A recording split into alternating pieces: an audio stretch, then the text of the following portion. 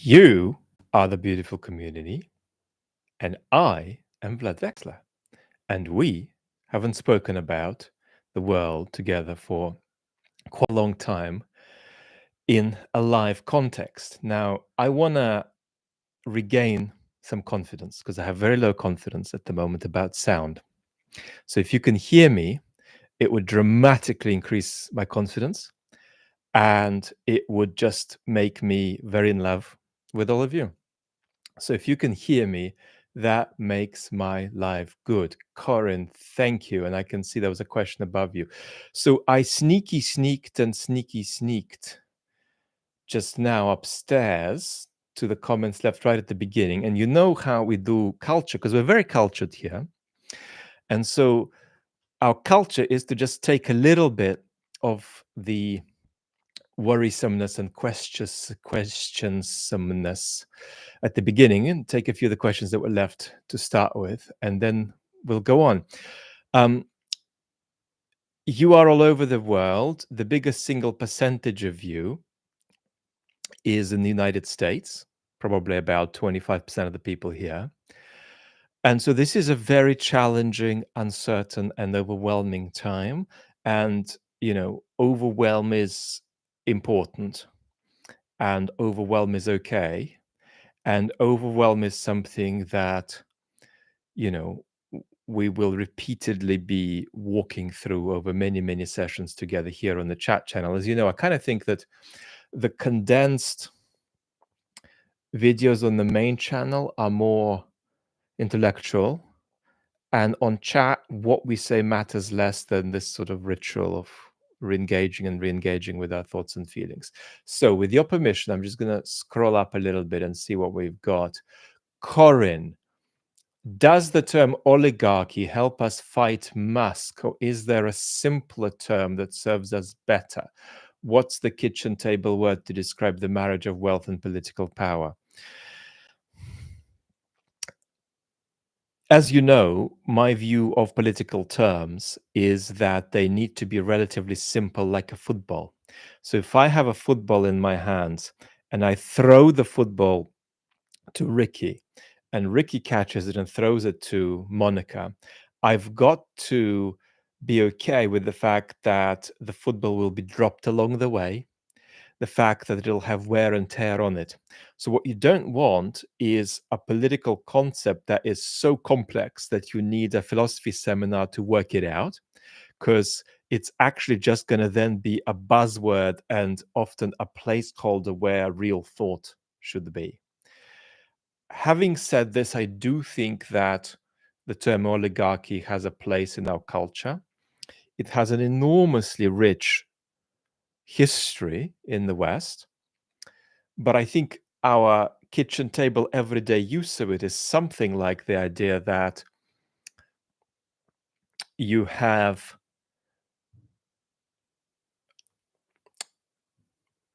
wealth, power of wealth, illegitimately or unfairly translating into political power. I mean, that's very roughly what we take this to be, when money illegitimately converts into political power. So I'm okay with the usage of that term about Musk. However, what I would warn us about is the thought that you can just chuck the term oligarchy at Musk and Trump exclusively. And that's a bit like the issue of democracy. We made the election about democracy. But in fact, the Trump vote was in many ways a pro-democracy vote. Both sides thought that democracy was on the table and at risk. In the same way, much of the Trump vote is an anti-oligarchy vote. You might say, well, however you cut it, there's less oligarchy under Kamala Harris and under Trump. So what are you talking about? Well, I'm not talking about the analysis of politics. I'm talking about political sentiment in the citizen, right? So we've got to recognize that much of the anti-democrat vote was an anti-oligarchic vote too, right? And that what we've got with Musk is a very egregious and unprecedentedly in recent times unbounded expression of a phenomenon that is to a degree ubiquitous in American politics, the conversion of large amounts of money into large amounts of political power. Bob, many argued US hegemony kept peace. Do you think that the US power becomes a detriment if Trumpism takes hold instead of its post World War II values? Should countries try to balance against Trump?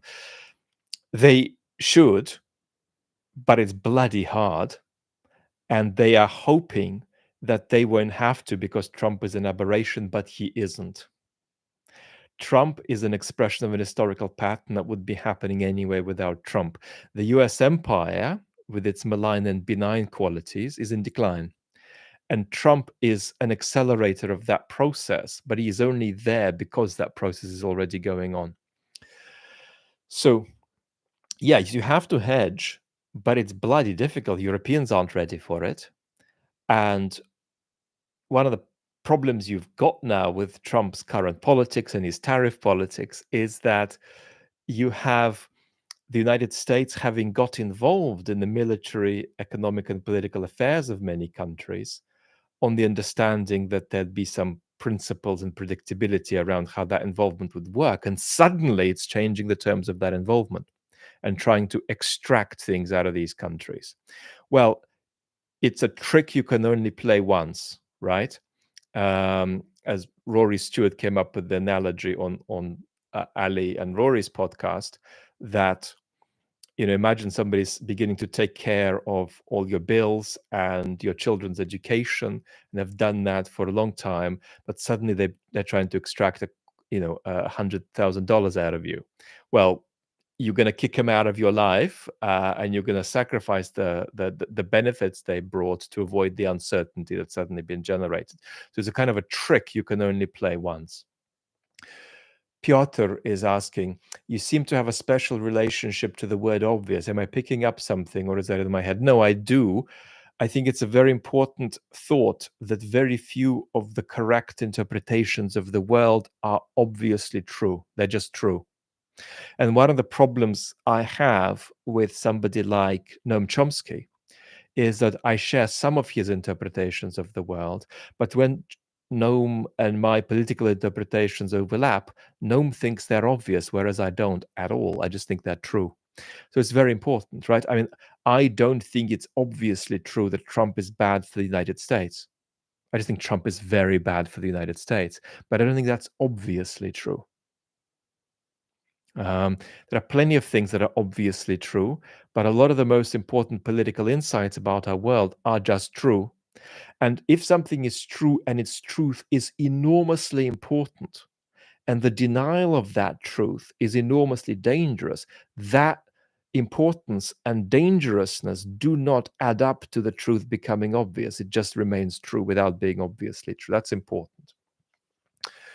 Bernard is asking, Keith Kellogg stated most democratic nations have elections in their time of war. I think it's important that they do. I think it's a good thing for democracy, unquote. What are your thoughts? It's very difficult for Ukraine to have elections under conditions of war for very many reasons. From the fact that so many Ukrainians are fighting, to the fact that so many Ukrainians are under Russian occupation, to the fact that so many Ukrainians are out of the country, to the fact that the society is in a war dynamic. So it's important that that call is made correctly by the Ukrainians, who could get it wrong. It's more challenging for me if that is being imposed on them. And certainly there is an attempt by Putin to impose this, because Putin wants to negotiate with somebody who isn't Zelensky. So Putin wants to conspire with Trump to get Zelensky out of power, and Trump may or may not be open to doing that.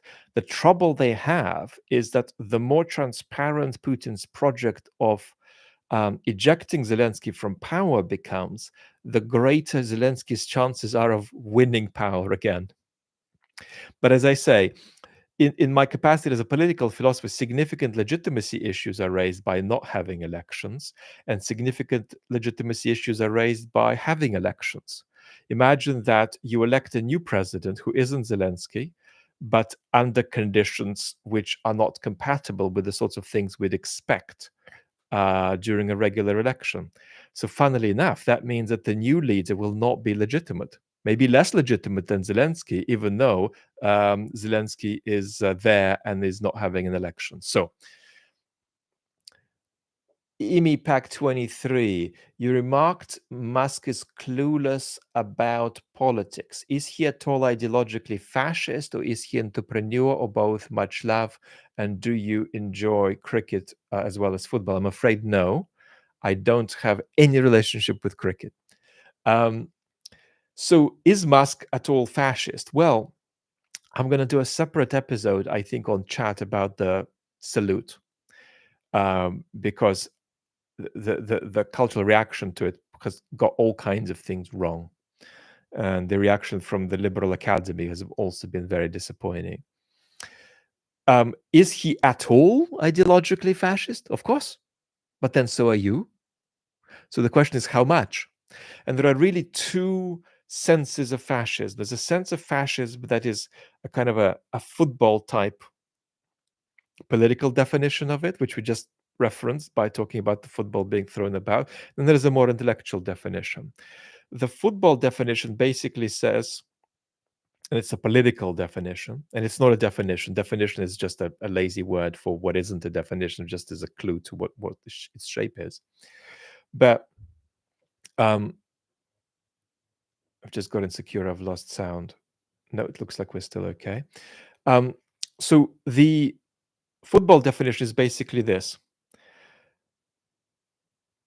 In simple political terms, fascism is making the concept of the enemy within politically central, a politically central question, and then advocating that that question isn't just put front and center, but advocating that that question be answered with fire.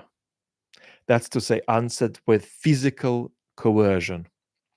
So, enemies within that the regime then says should be taken away in the middle of the night is the core political sort of nugget of how we start. But when we have an intellectual conversation about it, you begin to assemble the different components of fascism. I mean, you probably start a conversation with fascism with the understanding that it's a mode of revolutionary conservatism. That's to say, it borrows the revolutionary component from socialism and a sense of a return to a past, or more critically, a return to a past that never was, or a return to a past that could never have been, because it's incoherent in various ways, from conservatism. So that's the beginning. And then you have to ask, well, to what extent is Musk's politics now a kind of revolutionary return to a past? How one ingredient. Another ingredient, how much is violence as an end in itself celebrated? Another ingredient is how much is this matter of the enemy within celebrated? And I'm going to make a video about this soon on the main channel, something like, is Trump already doing fascist things? So the answer to all of these questions is going to be yes, a bit, but how much? And is it much enough to use the F word, or is the F word going to obscure our vision? Now, the real way that the F word poses a danger to us is that, and this is the one thing we have to avoid in the usage of that term, if we do use it, is that it invites the thought that what you need is a return to normalcy to fix this Musk stuff. And that's what I'm very critical about. That's the basis on which Kamala Harris and Biden lost the election. That Trump is an aberration, as opposed to an expression of social forces that need to be seriously addressed.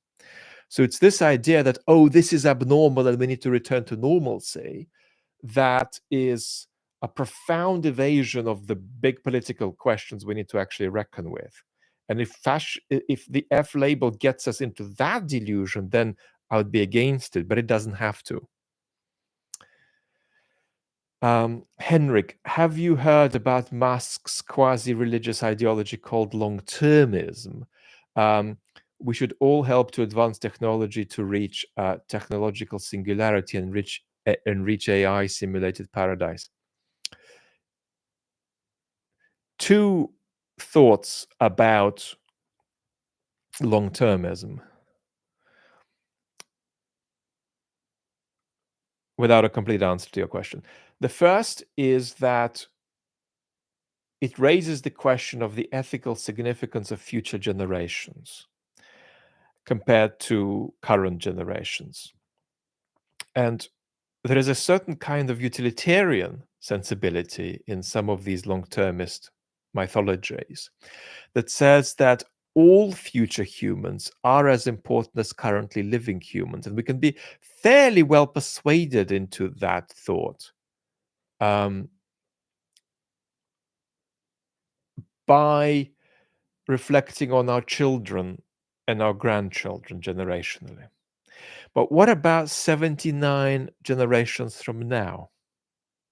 That I think we struggle with. I mean, let's put a very vivid scenario on the table.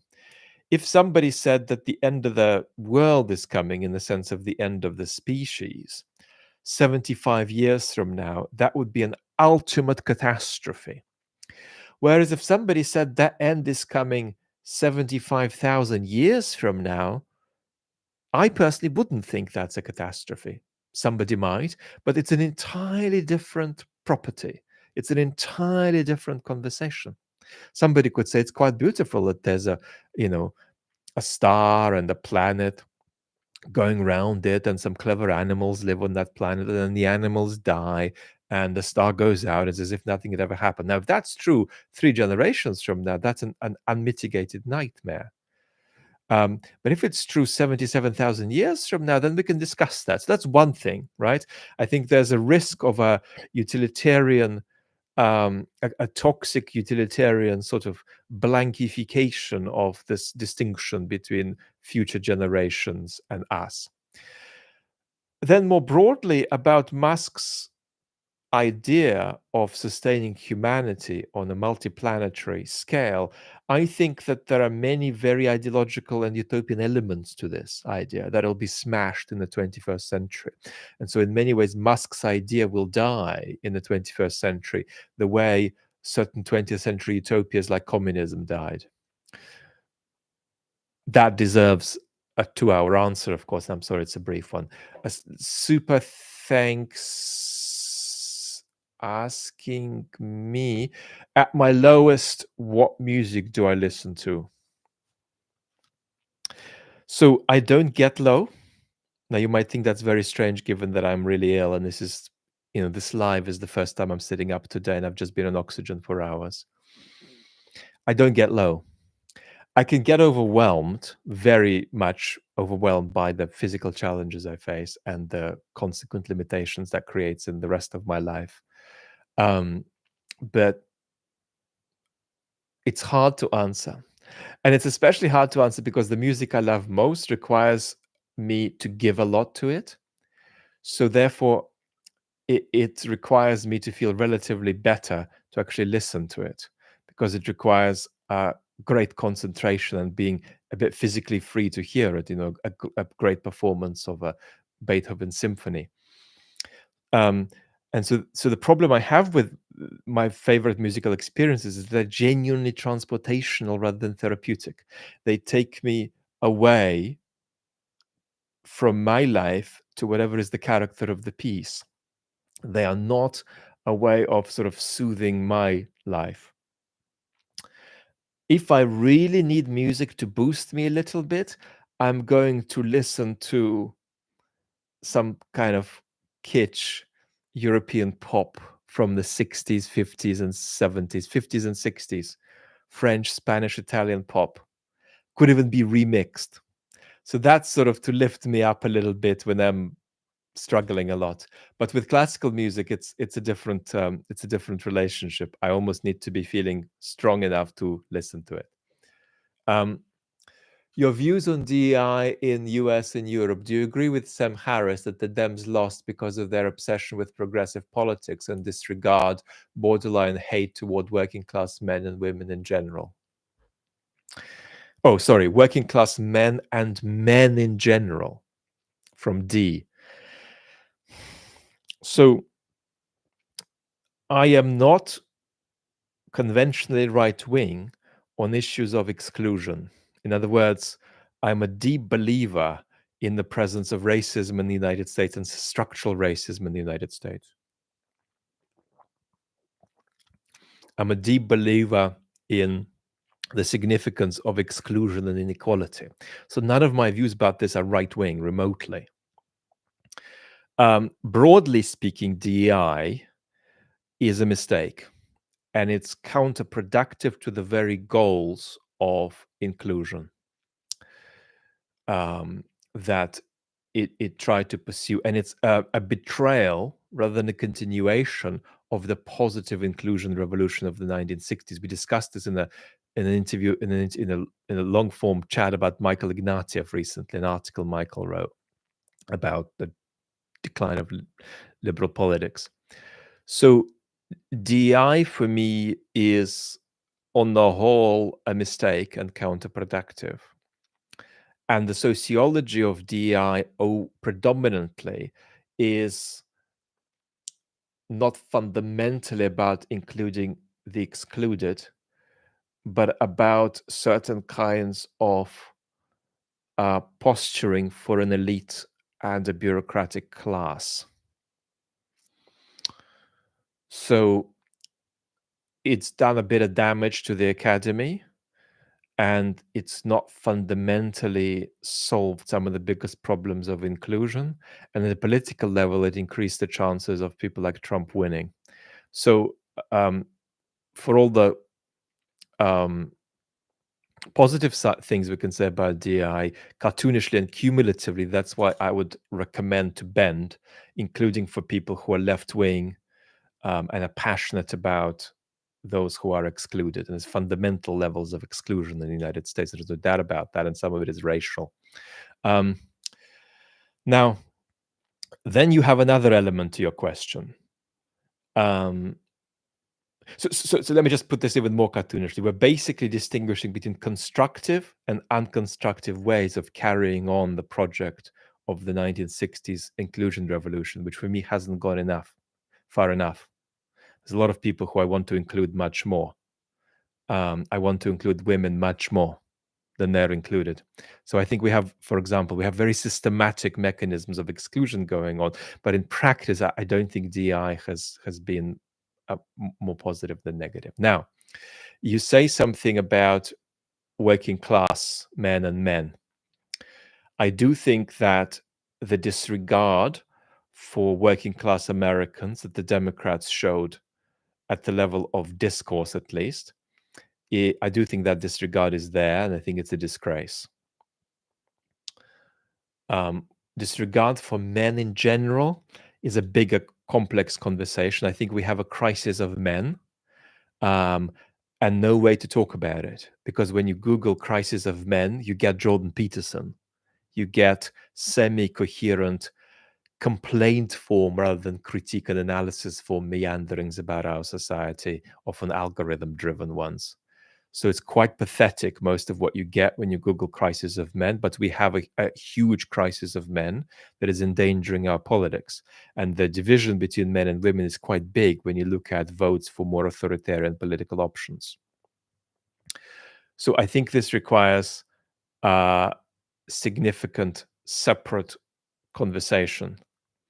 And here we've got to be sort of really open to the possibility that we have a crisis of white men, but we also still have a problem of minorities not being sufficiently included. It's both. And what I don't want to conclude from this is that the inclusion of minorities has gone far enough, and we need to sort of rebalance the pendulum. That's what a lot of the alt-right would say. Not at all. It hasn't gone far enough, but some of the recent methods of advancing it have been toxic and counterproductive. Right? That's how I'd put it. The crisis of men is very, very disturbing indeed. And we need to have a serious conversation about it. I mean, if you ask American and European women doing online dating aged 30 to 50, many of them are beside themselves about how screwed up the men they're encountering are. And a lot of the problem we have is that the solutions that are being given to this crisis of men are not solutions that encourage men to stop being sheep. There are solutions like Jordan Peterson's solution that encourages largely men to wear more compellingly wolves' clothes while remaining sheep. And sheep in wolves' clothes are a perfect recipe for fascist votes.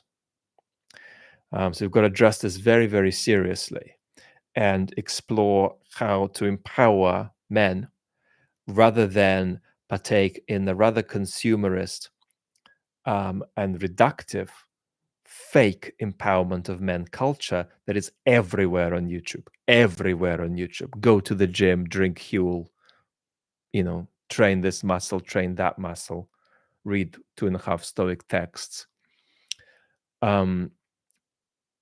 This is a concern because what we want is to actually empower men, not to give them costumes, right, that masquerade the fact that they've remained sheep. I'm sorry to use the sheep wolves distinction. It's a bit crass, but it helps us concentrate on this. Jackal, sorry, I don't know how to grasp your name. How do you see democracy in Europe in the 2030s? Are you as optimistic of Poland, Slovakia, Hungary as for UK and France?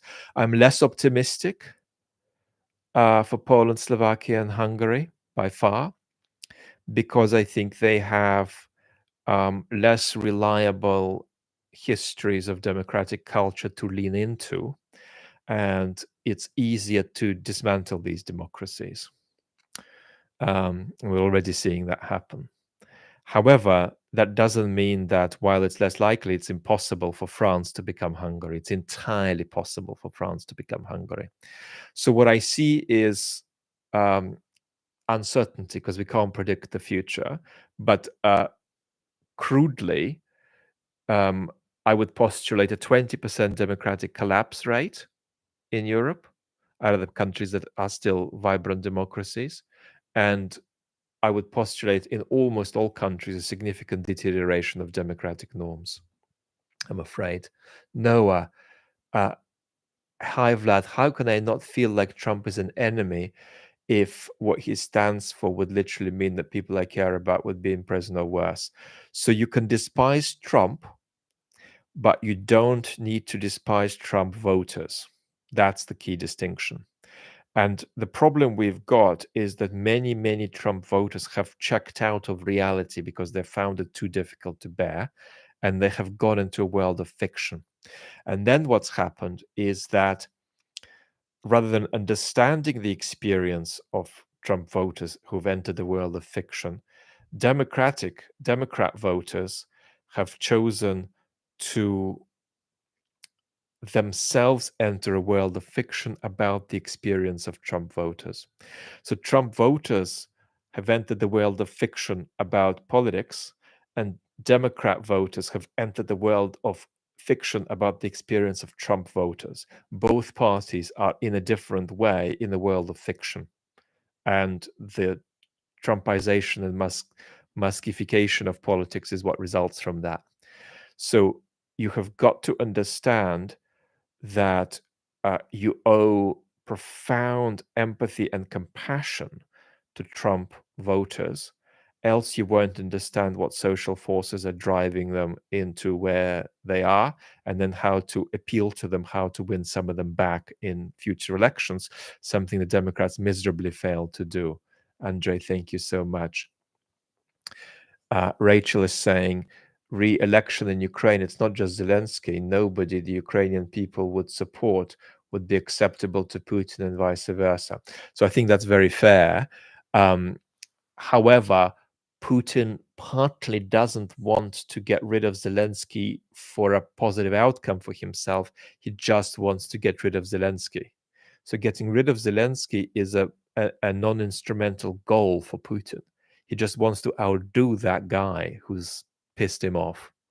So don't underestimate that somewhat destructive motivation that Putin would like Zelensky gone, even if the next Zelensky was as challenging for Putin as the current Zelensky. Daniel. Hi, Vlad. I live in Canada, and along with many other Canadians, I'm very scared, not just of tariffs, but of US annexation. I wouldn't be scared of US annexation at this stage. I was curious what you thought of Trump's annexation threats against Canada. So the problem with it is that just as words, this is enormously destabilizing.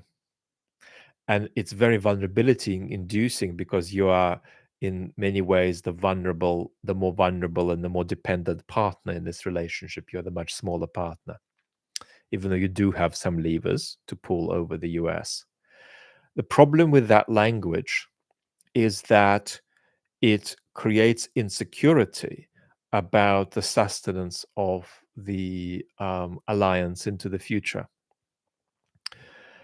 At the same time, it's not as though you've got anywhere else to go.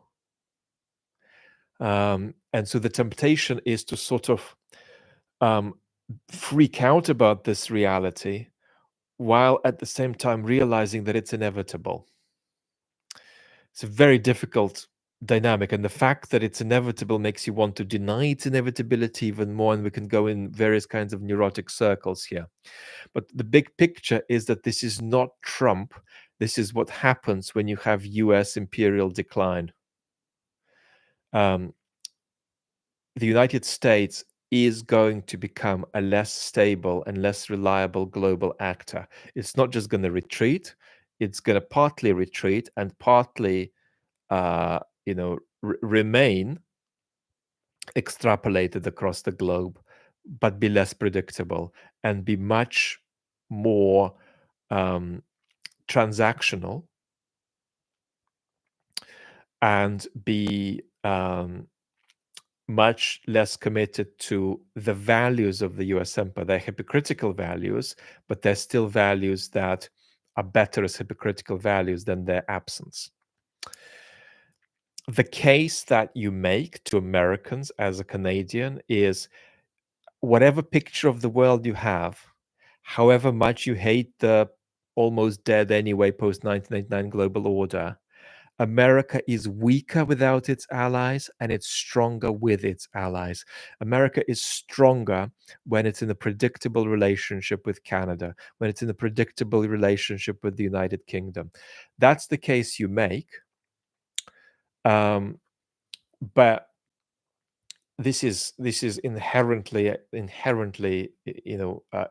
insecurity inducing and insoluble. And what's inherently insecurity inducing is just the language itself. Now, I do think that there's some room to talk about how the Trump administration is flooding the zone, almost Russian propaganda style, with a series of sometimes compatible, sometimes incompatible proposals that are coming at a rate of 17 a week. And part of the point of that is to incapacitate cultural and institutional opposition to the Trump project. So you also have to understand it as a sort of overwhelm and saturation of the information environment. Then a further thing you have to say is that Trump will be doing these threats not very competently. So Trump may well press Canada without squeezing out of Canada as much as an Orban would in Trump's place, right? And you've seen that some of these early threats have been resolved without countries not necessarily making very, very particular new concessions.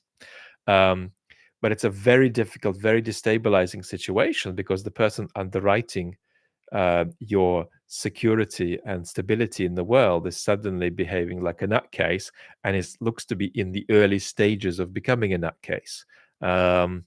So there we go.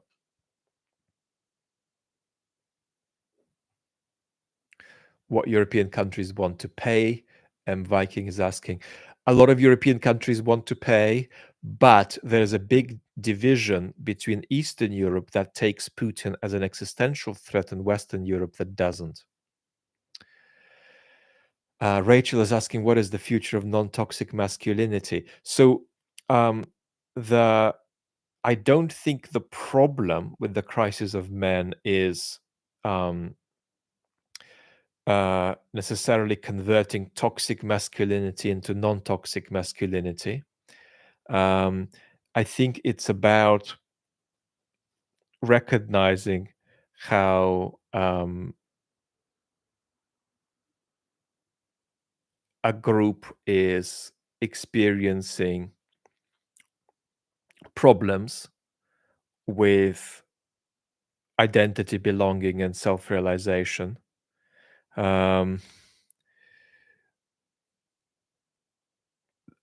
What I've just said that doesn't quite make enough sense, because I think we need a separate conversation. But you're quite right to sort of push it. What is exactly wrong with these men who are putting on wolves' clothes but aren't becoming wolves?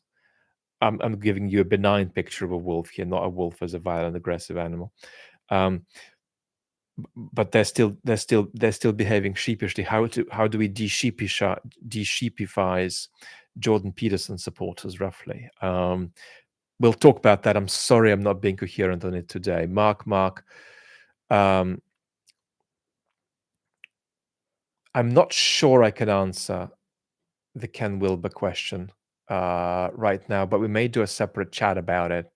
I think that would be a reasonable way of going on. Let's have a look what else there is out there.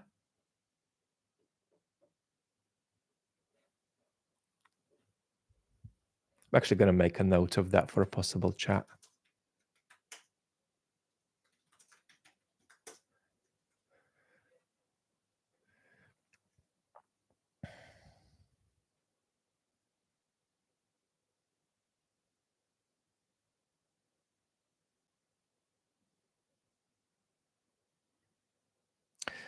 Nick Fries, Vlad, do you have any comments on the legitimacy of future US elections, including midterms? Republicans don't seem to be concerned, even as they very publicly betray their constitutions. So legitimacy isn't, on some conceptions of it, an either-or thing. It's a matter of degree. On other conceptions, it's an either-or thing, and you sort of ask, is this government legitimate, yes or no? The process you've got going on in the United States now, and it's ubiquitous across the West, is the idea that you violate a constitutional process,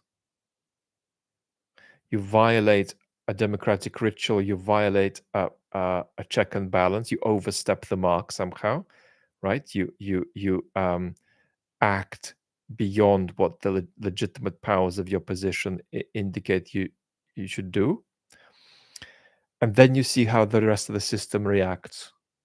And depending on how the system reacts, you do a little bit more. And then you do a little bit more and a little bit more. And then you see how the system reacts. And that's what the Trump folks are trying now. That's how you can, but it needs many, many, many steps like that. You can destroy democracy like that. I'd make a distinction as we think about this between cultural destruction of democracy and institutional destruction of democracy. There's a certain sacred element to democratic procedure. So when you increasingly violate it, as the administration is now doing, behaving in an unbounded way, what you do is you make certain things that aren't options on the table, options on the table. And once they become options on the table, it's very hard to then unask the question about them. Well, why not conduct yourself like that? Why not overreach like that? And so that creates a destruction, right, of democratic culture. I am um, very concerned about that at the moment. I am very concerned, but less concerned about destruction of checks and balances, because I think that the hyperactivity of the Trump-Musk administration so far, um, thankfully, indicates a degree of incompetence, a degree of impulsivity, and an absence of a project that can be clearly articulated, that's out there to begin to constrict and asphyxiate checks and balances. So, from that point of view, we're in the United States is in much more incompetent hands than they would be if Orban were in Trump's place, and that bodes better for the sustenance of checks and balances in the system. So I think I'm at about a 3 out of 10 level of alarm for breakage of the system constitutionally, and I'm at a 6 out of 10 level of alarm about breakage of the system culturally. But the two obviously go together and reinforce each other.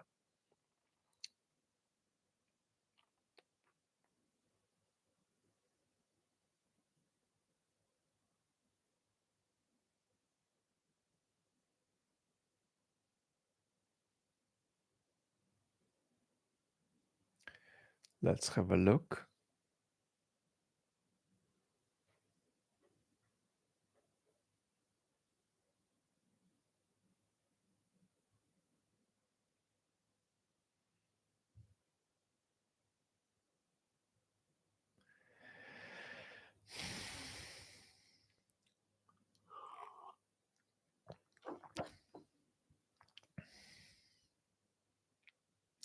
Vlad, my partner and I are American civil servants, Alex is saying.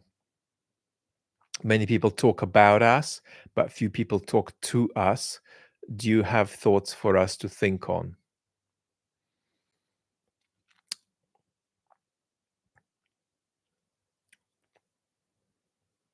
I think it's very important that you understand that democracy doesn't happen without you, that you're an important institutional part of keeping the democratic game on the road, and that you're 100% clear about that. The second thought is that part of democratic decline all over the West is going to be a systematic attack on civil services, across our democracies. Some of these attacks are going to be more competent, some of these attacks are going to be less competent. And so, three, a conversation arises about how to defend yourself professionally from such attacks. And that's always a two-part conversation: how to defend yourselves from these attacks professionally, directly professionally.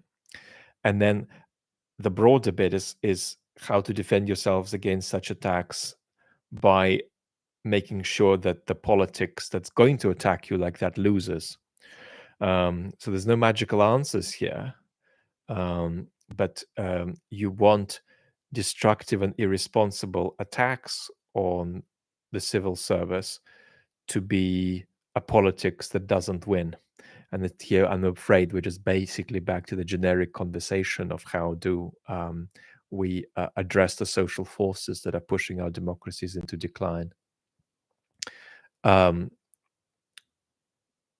Now, I haven't said anything personally and psychologically, and I know this can be an incredibly challenging time. Um, and perhaps we'll talk about that separately too.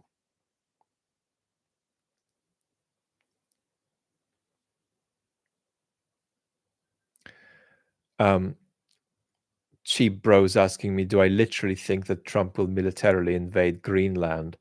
Uh, I can't predict the future. I mean, our answer should be no for now.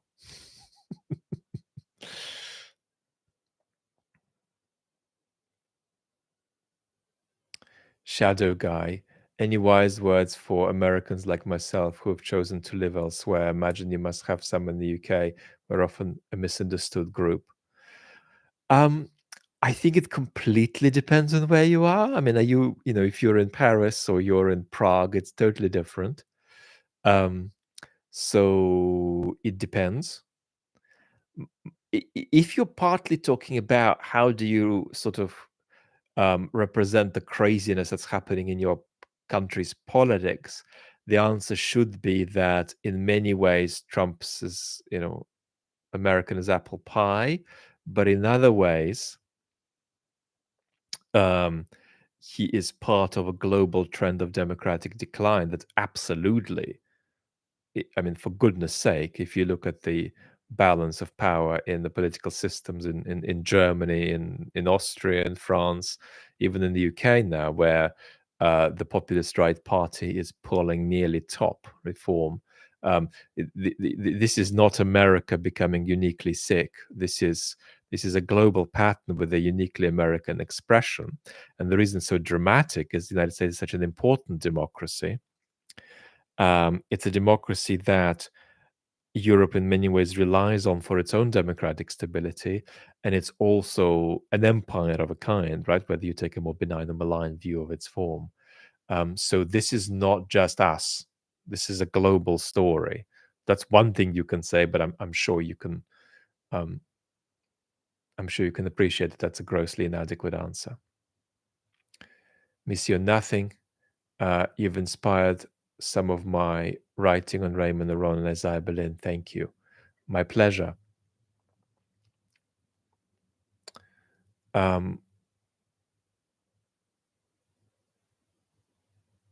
What do I think of the EU-China relation? Deepening. Will it be deepening?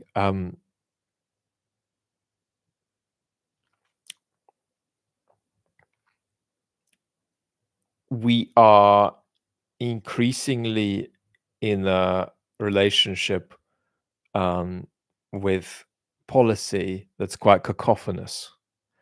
So you're going to have an enormous degree of cacophony in the West's relationship with China over the years to come, not just between countries, but within countries. And much of the answer to your question, of course, depends on the US-European relationships, which are a little bit reeling from the early days of the Trump administration. So however this develops is going to be part of a story of a sort of a carousel of relationships of frenemies, friends and enemies in certain respects. There's a lot more to say, and I'm not a China expert, so we might just indicate to ourselves this carousel situation that we're in for now.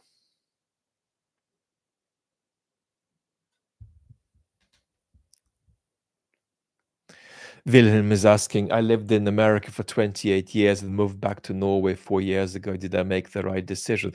That is always a very personal question.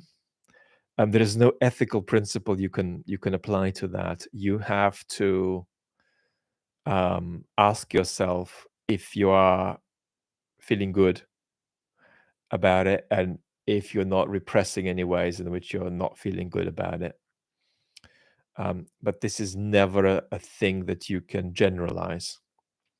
Can you completely sort of jump away from the destabilization of global politics and jump away from the pattern of democratic decline by moving somewhere that's safe from these patterns? No, you can't.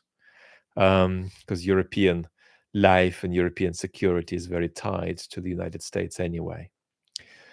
But it's very important that you can't give general advice. You often get in political philosophy seminars somebody asking a question from the back row. If you are in a society that has become totalitarian and fascist and you have the opportunity to escape, do you stay at home and resist or do you run away?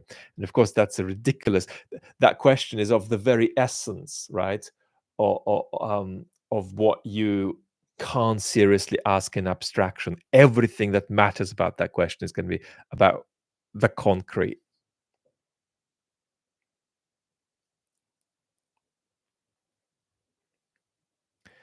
um, how much effect does protesting have on protecting democracy? Zach Birch is asking. Um, Peaceful protest is very important, but so are various modes of organization. Local modes of organization are very, very important, even when they don't directly impact issues about in national politics. So um, I think that there are certain kinds of protests that could be counterproductive if they are apolitical assertions of identity, not linked to any idea of how you're going to realize change. So you could say that there are modes of protesting that are less productive than others, but peaceful protest is a very important part of democratic life, and we have to be very strong, very, very zero tolerance on anybody who wants to clamp down the right to peacefully protest. And also, of course, the most important way of um, alleviating mental health issues around your response to the political world, short of just understanding the world better, that's probably the main thing. But the second main thing is action, constructive action, because constructive action, even if it's tiny and it's about tiny differences and differences at the local level, ties your relationship with politics with this very important idea that you are, as a personality, making progress, you're evolving. Um, and so, participation in political life is particularly curative. And I mean political life in the broader sense that might actually include just being engaged in dialogue with people different to you at a local level, or people like minded with you on a particular issue, and so on.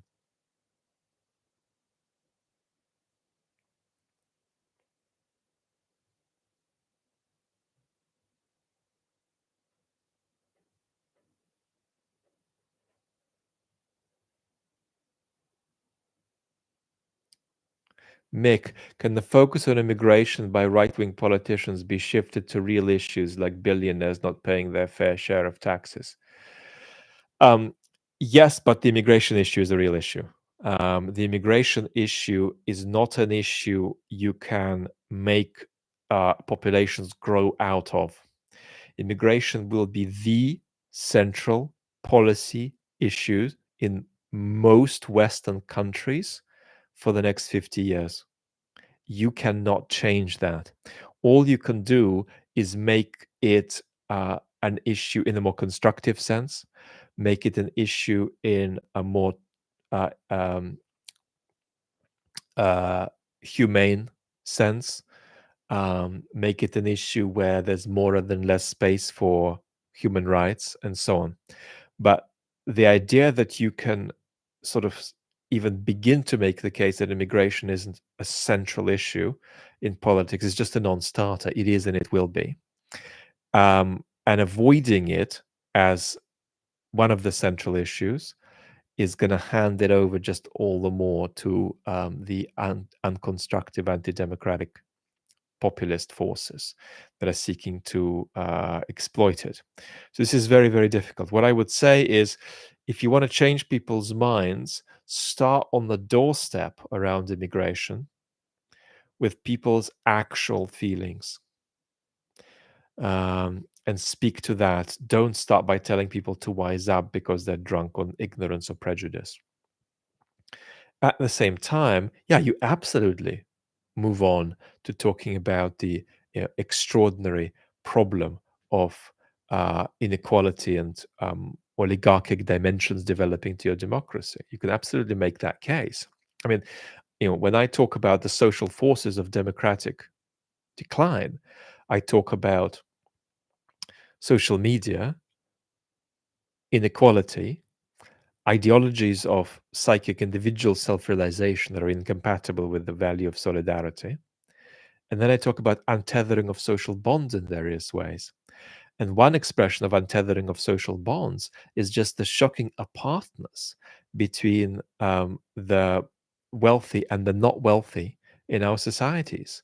The problem we've got is that people with a lot of money in our societies are not sharing in any way, increasingly, a communal life with other people who have a lot less money. They don't fly in the same seats.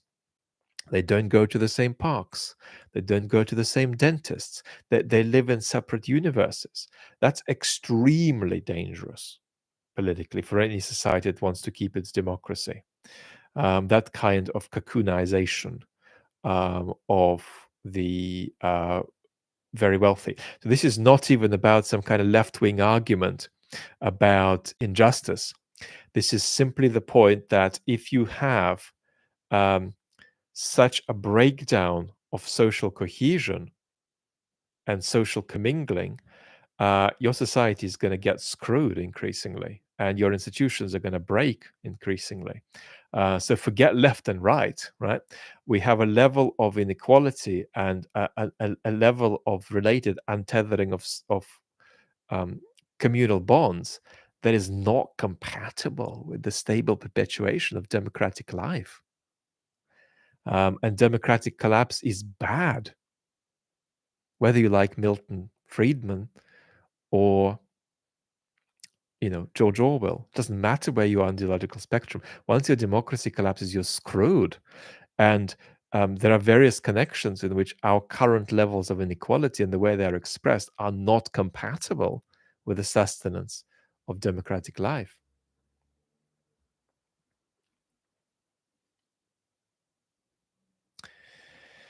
EU is behind in AI big data because US and China built out large cloud surveillance capacity on its own citizens, whereas EU, with its respect for privacy, did not. Is there hope for being a good guy? I'm at risk of venturing outside of my realm of expertise here, Tat. I'm sorry about that. I'd love to come back to you if you re-ask the question in the way that I feel I can speak to a bit more. Pool, thank you. JJ says everyone becoming less religious the last few decades in US. Yes, yet looks like we're about to see some unusual state-faith fusion thoughts.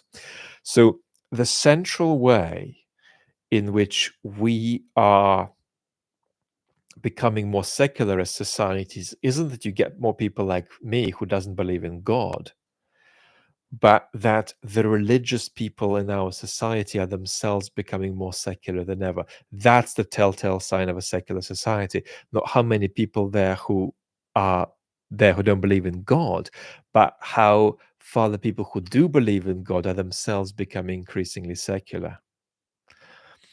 And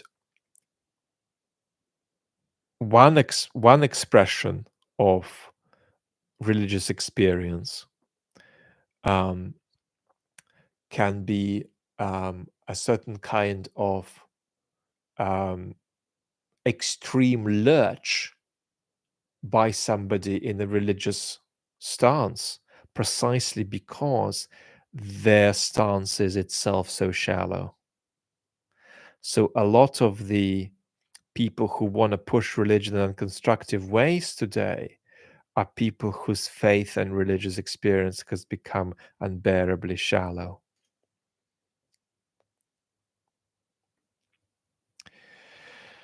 Singapore is authoritarian, but seems to work because their only resource is its population, plus it's small enough to have less corruption. Thoughts? Well, weirdly, I think Singapore is the country I've been to more often than any other because of my time in Australia. I often go through Singapore when I'm well enough to travel, which hasn't been the case for years. So I spent quite a lot of time in Singapore.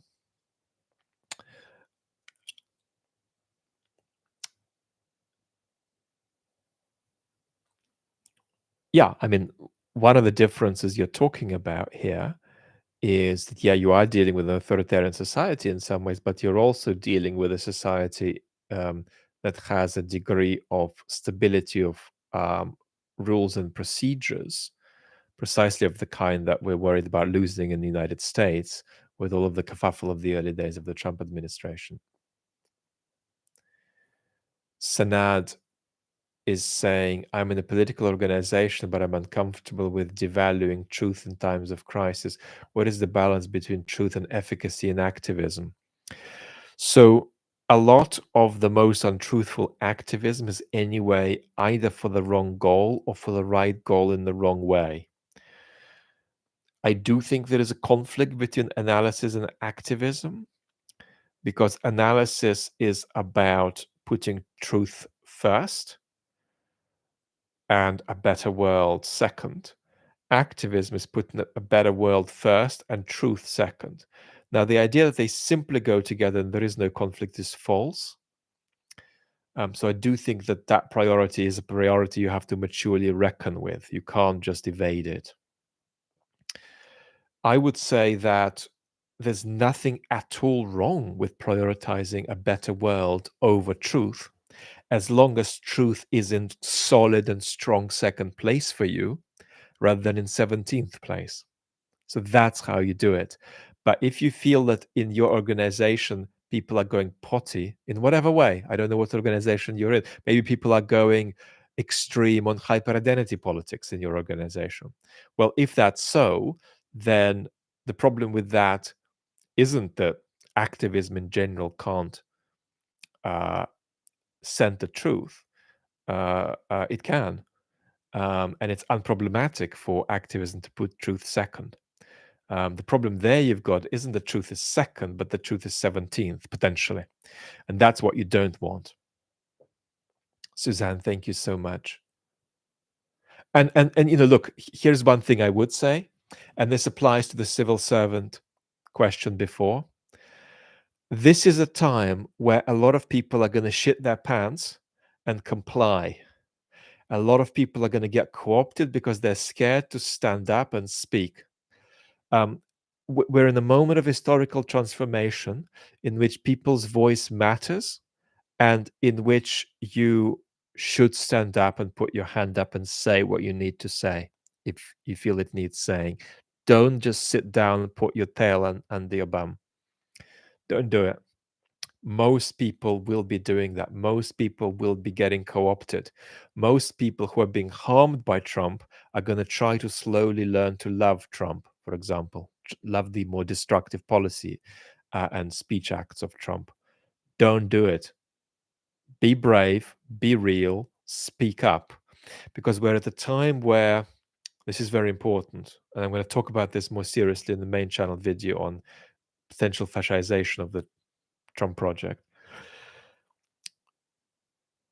What is right and wrong is not any less clear today than it was yesterday, but it's more difficult to stand by. That's the difference, right? Calling things as they are ethically is not any less of a clear matter than it was before. It's just a more difficult matter. Gazer 873, thank you, Vlad, for sharing your thoughts. I'm glad to see you healthier again. I'm not sure I am. Maybe I've made about 10, 15% progress over the last 6, 7 months. But it's so wonderful how humans sort of see what's before their eyes. And it's always so hard when we are not seeing the 90% of what's happening to somebody. It's always natural to sort of universalize the experience of these people that you have. And I'm not saying that just to push the case about how disabled I am at the moment, because you all know actually very well. It's more that it's there are disabled people in the community, and what I want to emphasize is that sometimes when they're disabled by chronic illness, that makes them feel also just sick, not just incapacitated. It's often they're coming up into the world of the healthy as visitors, And we tend to imagine that, well, they're permanently here with us. Well, no, they're visitors and they have to go back to their world and then find enough moments to come back again. So I'm so grateful, so grateful to you, and just so grateful for the incredible non-sociopathic empathy that the community is regularly expressing toward my health challenges. Epic is asking, as someone right of center, how do I explain to my progressive friends and family members that they, for lack of a better term, have lost it, have lost um,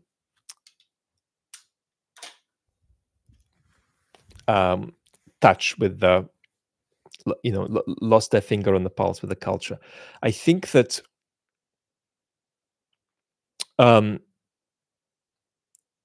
you do that by starting a conversation about the difference between real conservatism and the ex-conservatism of J.D. Vance and Trump. Because conservatives are very precious at the moment, because conservatives are constitutional and institutional, and we love conservatives. I'm not a conservative, but I love conservatives, and they're really a increasingly rarefied animal, because what we've got is largely an absence of the left, certainly in America, and then increasingly now an absence of the center right, because the center right is becoming the X right.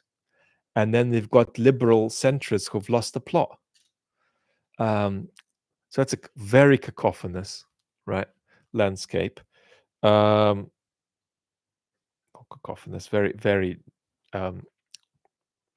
you know, my brain's beginning to go. It's a very, very, damaged political landscape. So you talk about the normative impeccability of being a conservative in a time of democratic crisis, and then from that point of view, make the criticisms you want to make. What are they? Are the people you want to speak to lost in hyperidentity politics?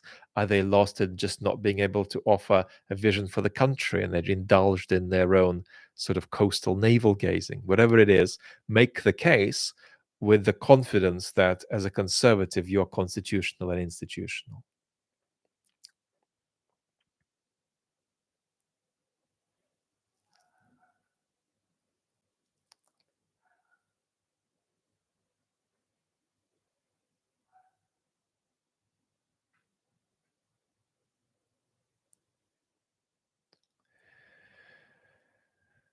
D saying, guys, the better parts of our lives are behind us. We should prepare for the shitstorm. Look, in some ways, the 90s, mid to late 90s to about 2010 was an historically magical period in many ways.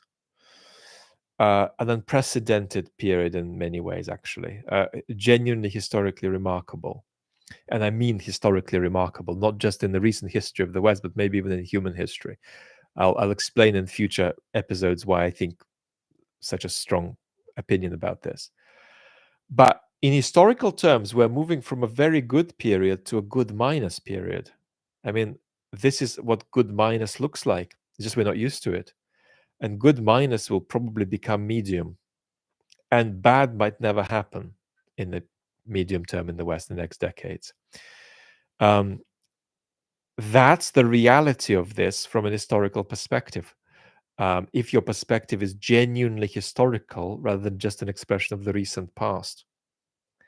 Compared to the experience of the world wars, having Trump as president is a mild form of political and social deformation.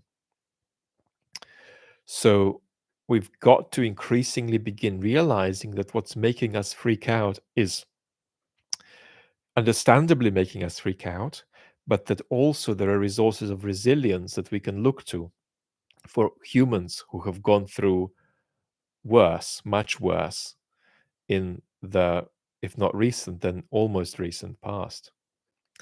So that's why I'm not freaking out about this. And I want to sort of create the possibility for some of you to lean on my not freaking out about it. Because this is what good minus looks like. And it's terrifying. And it's creating a sense of breakdown in a lot of people. And you've got to understand that. You've got to be empathetic about that. But then a lot of people who voted Trump because they've had a breakdown. So some people have had a breakdown, and other people have had a breakdown about the consequences of these other people's breakdown, and we're all having a breakdown. Um, and they've got to be very real and compassionate about that, not underplay the breakdown. I don't like the sort of, oh, pull your stuff together, your pathetic way of dealing with these sorts of things. I don't think that's I just don't think it works.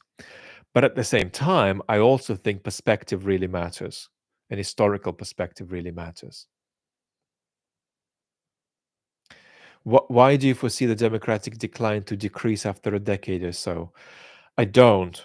Um, what I rather am saying is that we are going to be declining as democracies until something new happens, some new realignment in the world. But that won't be a return to the pre-declined healthy democratic state. It's not that healthy, it's relatively healthy. It'll be some new reality with new challenges we can't foresee now. So what I'm saying is that we've got decline as far as we can see, but not collapse. And then we're going to have new global conditions to which we'll be reacting that'll to some extent make the challenges we face irrelevant, because we'll have new ones that'll take a very different form.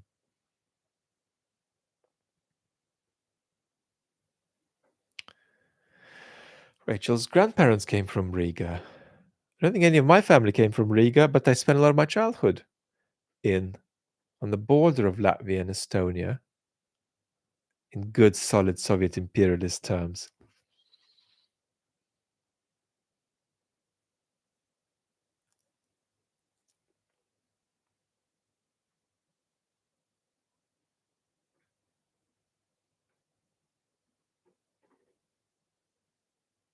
Trump voters, Brian is saying, want the world dialed down to their speed. They can't keep pace. I think that's a healthy direction in which to think. But you're talking about a lot of people who found the world devastatingly difficult.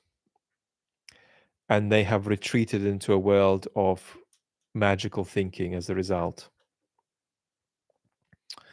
And the consequences of them doing so has led to a lot of people in the center, a lot of Democrat voters also retreating into a world of fiction in their understanding of what's happened to Trump voters and so on. And so a lot of compassion is in order, not toward Trump, toward Trump voters.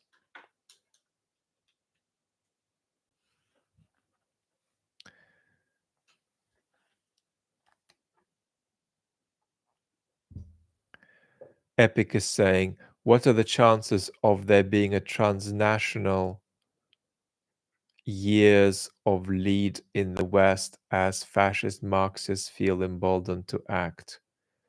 Oh, Epic, it sounds like you really want me to answer that question, but I'm not sure I'm understanding fully. What are the chances of there being a transnational years of lead in the West as fascists? I don't know if you're talking about some kind of global pattern of fascization of politics, or if you're talking about a global government to fix such a pattern. If you're talking about a global government, I think the enterprise is unreal, and not just unrealistic, but incoherent in some ways. And we're often sort of pushed into that realization just by reflecting on the United Nations, that the United Nations is independent insofar as it is powerless. And it is powerful insofar as it is not independent of the whims of the big powers.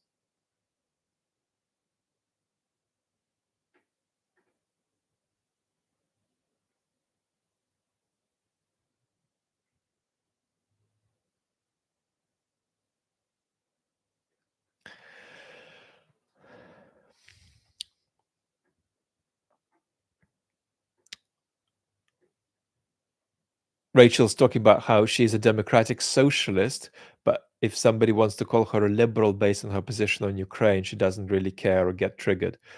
Um, if you are a socialist, and I'm a bit unsure about the way we use the term democratic socialist. I don't think Bernie is a democratic socialist. I think he's a social democrat. But I think that if you are a more socialist than Bernie is, for instance, you're still going to have to react to the world as it is and support some forces in it against others. And so there's nothing incoherent about you taking the side of a certain kind of agency in the world against some other agency while thinking that the agency whose side you're taking needs reform or transformation. That's all in principle entirely consistent. Zonko, Vlad, you have not seen my super chat. Zonko, hi Vlad. Do you think the Trump administration has done anything positive so far?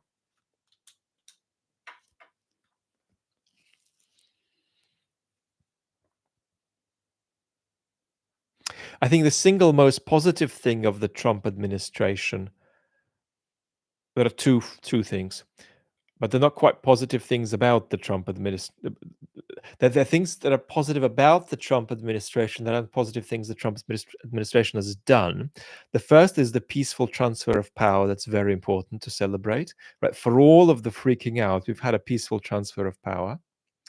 Number two, some of the most lost and disenchanted voters voted and got a result that they wanted. The feedback mechanism has worked, and their capacity to touch politics has reawakened. So here you have to acknowledge, if you like, the liberatory reality of people wanting to throw a big orange buffoon at their political system and not being able to do that successfully. There are democratic credentials to that. There are liberatory credentials to that. And a constructive anti-Trumpian politics would leverage the awakening that this outcome has generated in some of these people into the sense that you can inflect political reality. So that's what I would say would be most positive. Gerald, Vlad, what do you think of people who served in the armed forces in Western countries as compared to, say, others? So I make a very sharp distinction, and you saw this in my Gaza content a year ago, and I'm hoping to do a big "Where Are We Now" on Israel Gaza soon on the chat channel. And I know that's enormously triggering, and it generates very big unsubscribe rates on all sides, and that's why people in our algorithmic bubble stay away like wildfire from the topic. And I didn't, and I won't be coming back to it. I make a very important distinction between the justness of war and the justness of the prosecution of war. And you can say quite a lot of positive things about Vietnam and Iraq. Actually, you can say lots of very negative things about the armed forces, but you can say some really positive things about the conduct of the armed forces in a way that's separate from the question about the justness of the cause of the war. And so, in many ways, it's possible to greatly admire the army as an institution while being resistant to a politics that props up the army in various ways, sends it into conflicts it shouldn't enter, and so on. You could be a left-wing person who who thinks the military-industrial complex is a particular thing and a particular real thing and despises everything about it, and yet have great admiration for the ethical qualities of the military. So that's just one thought about the compatibility of critique of how the military is used and critique of and views about the status of the military ethically as an institution. The referrer, thank you.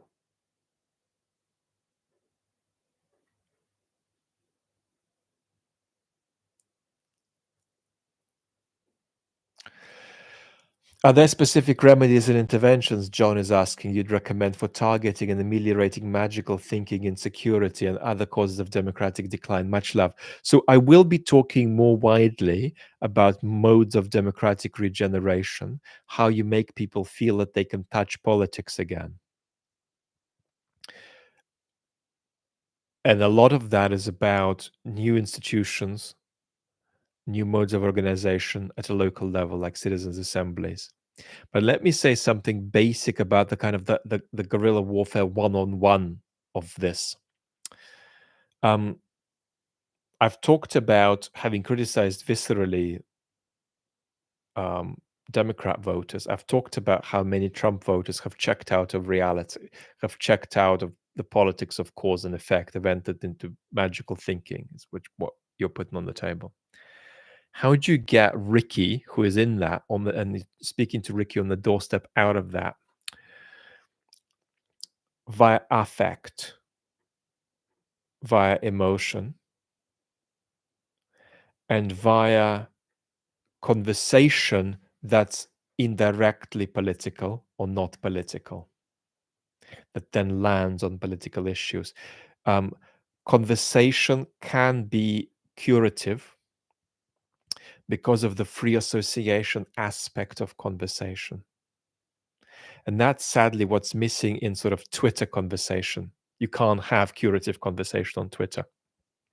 There's no free association there. So I would say what you don't do is approach it intellectually, because you're talking about people who have checked out of thinking and making arguments that make sense in the realm of cause and effect. So you don't want to impose on them a better argument. It'll feel to them like somebody pouring ketchup in their chocolate dessert. Just won't make any sense. You relate to it at the level of affect. You relate emotionally, and you relate in the process of conversation that endures over a period of time. Let's say a neighbor you meet repeatedly and talk to. And you might say, well, hang on, what if they're making political points explicitly? Shouldn't I respond to them? I think you respond to them sometimes just by listening without arguing back and saying, do I understand you correctly? Is this your feeling? Is this your view? And then you also respond by extrapolating out, right? So when somebody says group X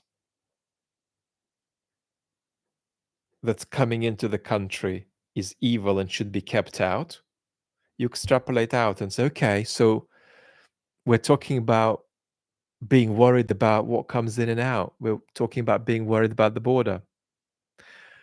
When they say these people should be in jail, you say, well, okay, so you're talking about who should and shouldn't be in jail.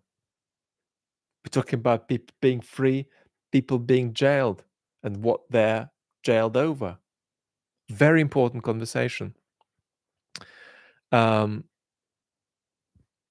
That often gives the possibility to that person to reflect on whether they might not themselves be on the wrong end of the principles they advocate. And whether some of the bad consequences they think are justified for other groups might not perfectly well apply to them on their own terms or to people they support and so on. So change the subject. Don't talk politics directly. When you talk politics, listen, try to be more emotional than intellectual. When you are intellectual, try to diffuse the issue, try to step back and back and back and back. Okay, so we're talking about, you know, um, who's an insider and who's an outsider. We're talking about what's a crime and what isn't. That kind of thing. Um, but the element, basically, the element of ritual to this is ineliminable, um, and that goes back to our previous conversation about the untethering of social bonds in society. It's scary how difficult it is to have these kinds of conversations in our social order.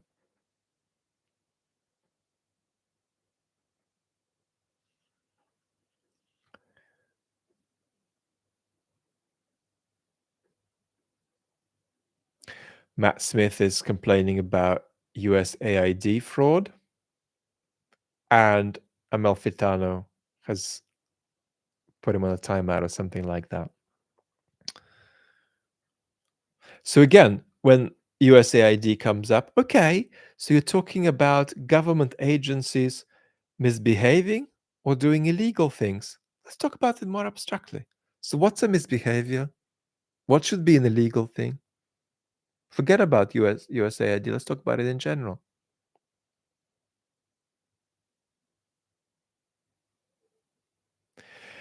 Shadow Guy is talking about Switzerland being a place where a lot more things work than in the United States. This is a very difficult conversation of translation, right? You can't just take a public service from one country, for instance, translate it into another and make it work there.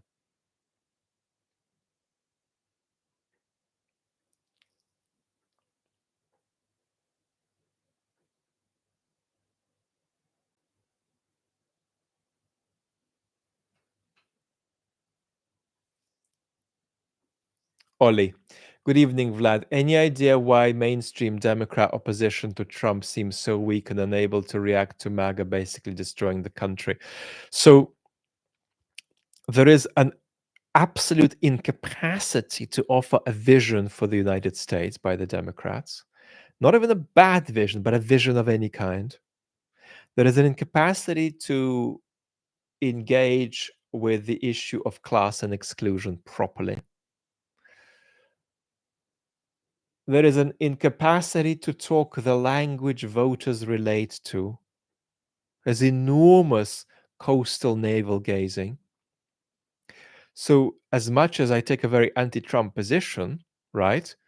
And if I were an American citizen, look, votes don't really matter, they're mostly negative when it comes to sort of identifying somebody's political affiliations. It'll say virtually nothing about my politics. But if I were an American citizen, yeah, I would have gone out of my way to vote for Kamala Harris against Trump. But I would have also felt, oh my word, these people deserve an obliteration at the polls.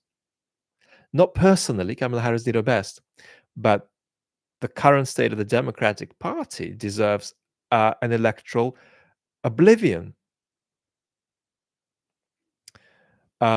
And that's compatible with my view that Trump's a institutional danger and is much worse. Can they recover from that? We'll talk about this in more detail, but can the Democrats recover from that? In principle, fairly easily, yes. Will they? Very probably not. Again, we'll go into more depth on all of this.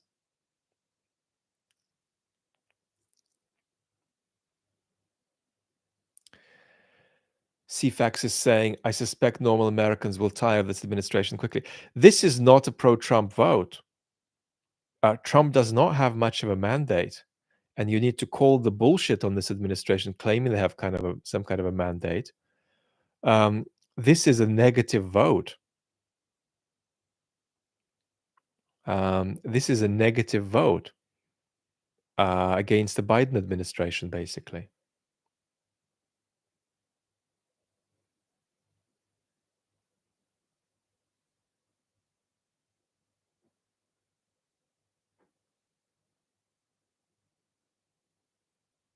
Von Krul says, sad truth, flooding the zone works. Yes.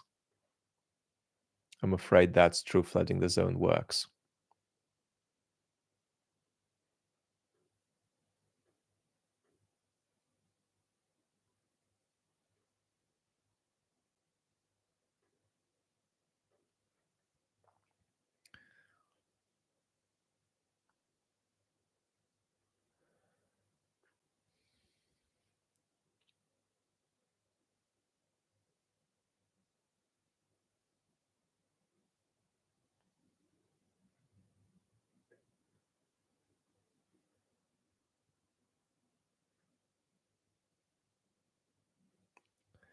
So, interestingly, we're at the 1.5 hour point, I just noticed.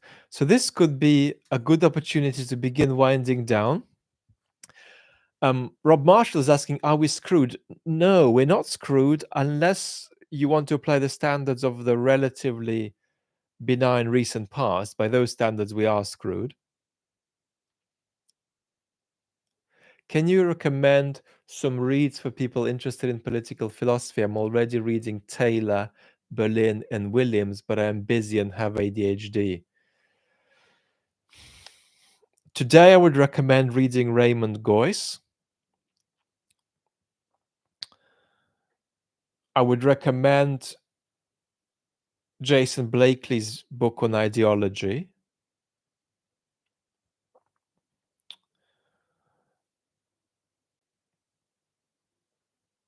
I recommend Samuel Moyn's recent book on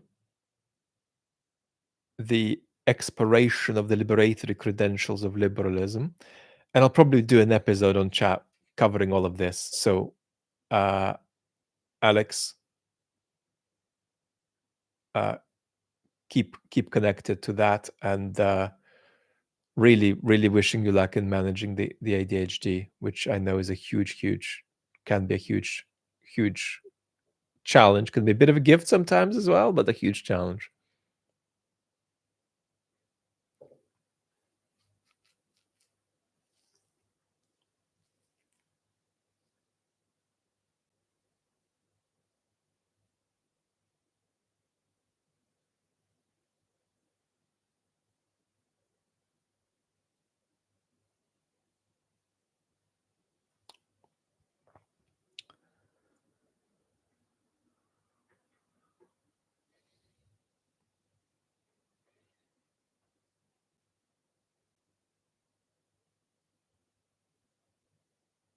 Rachel, I can't pick between Chiefs and Eagles tonight because I am European. Time trade, I'm not sure, but we could answer that maybe another time. But if you maybe ask a more specific question on it, we'll end up talking about it, I'm sure. Would you consider tackling the topic of child-free movement and the birth rate decline, which is the card the populists seem to be playing a lot recently? The birth rate decline conversation is obviously very important to relate to considerations about the climate crisis too. I'm afraid we'll come to it, but I may not go there now.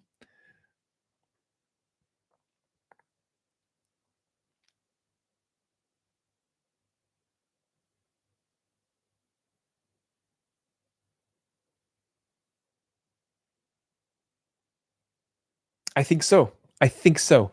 I think we're done. What is my favorite language? Last question. English. That's the language in which I live for a long time. I mean, when I first came to the UK in 1994, my first language was actually Hebrew because I'd lived in Israel for a bit. So I preferred to speak Hebrew over Russian at that point, which is interesting. But then I quickly forgot most of Hebrew, or at least it's sort of latently there. Haven't practiced it for 30 years. And I'm an ignoramus with languages, except in the sense that philosophers sometimes just know really strange words in a few languages. That it's to do with the fact that when we read philosophical texts, we always do need to have a peek at the original, even if it's not a language we speak. So Lots and lots of love. Thank you for surviving my little brain melts during this conversation. And it's so lovely to have had a live with you, which we didn't do before for quite a while, partly for health reasons, partly because I was stuck in the countryside with a less rapid internet. Joy to be with you. Thank you very, very, very much. Thomas is saying it's about more than the Biden administration, it's a conflict of vision concerning the meaning of democracy. All of this we'll talk about. Lots of love. Bye bye till very, very soon.